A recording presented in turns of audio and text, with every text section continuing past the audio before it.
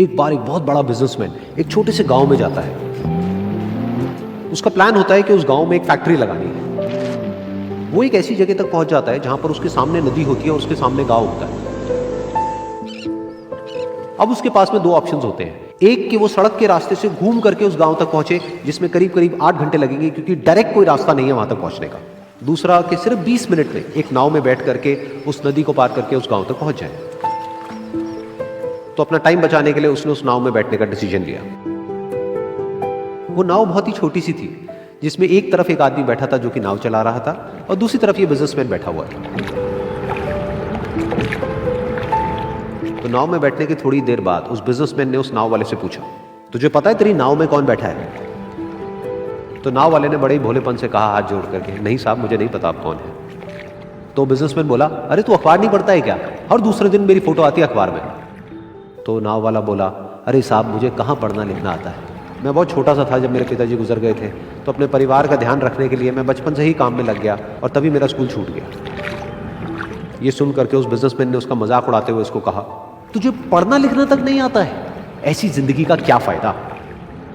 ये सुन करके उस नाव वाले को बुरा तो लगा, लेकिन उसने कुछ नहीं कहा।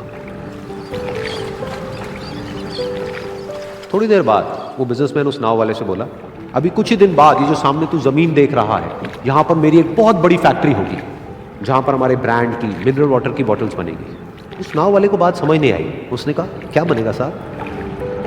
तो बिजनेसमैन थोड़ा सा इरिटेट होकर के बोला कि हमारे यहाँ पर पानी की बोतलें बनेंगी जो तेरे गांव में नहीं बिकेगी लेकिन शहरों में बहुत बिकती है। अरे कभी तू शहर गया होगा तो तूने देखी होगी पानी की बोतलें रखी होती है दुकानों पर। फिर वो नाव वाला बोला, अरे साहब मुझे कैसे पता होगा, मैं तो कभी इस गाँव से बाहर गया ही नहीं। फिर वो बिजनेसमैन उसके ऊपर हंसते हुए बोला, तू कभी इस गांव से बाहर तक नहीं गया, तुझे पता ही नहीं कि शहर क्या होता है? अरे ऐसी जिंदगी का क्या फायदा? उसकी ये बात सुन करके उस नाव वाले को सच में लगने लगा कि मेरी जिंदगी शायद किसी काम की नहीं है। अपनी सोच की वजह से उसका नाव से ध्यान हटा और तभी नाव की टक्कर हो गई एक बड़े से पत्थर से, जिसकी वजह से नाव में पानी भरने लगा और नाव डूबने लगी। उस जगह पर पानी बहुत ही गहरा था और किनारा दूर था।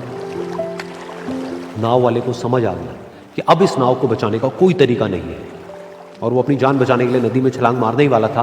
तभी उसने उस बिजनेसमैन से पूछा, साहब आपको तैरना तो आता है ना? तो बिजनेसमैन घबरा करके बोला, ऐसा क्यों पूछ रहे हो, मुझे तैरना नहीं आता है। उसकी ये बात सुन करके नाव वाले को हंसी आ गई और वो बोला, अरे साहब आपको तैरना तक नहीं आता, ऐसी जिंदगी का क्या फायदा?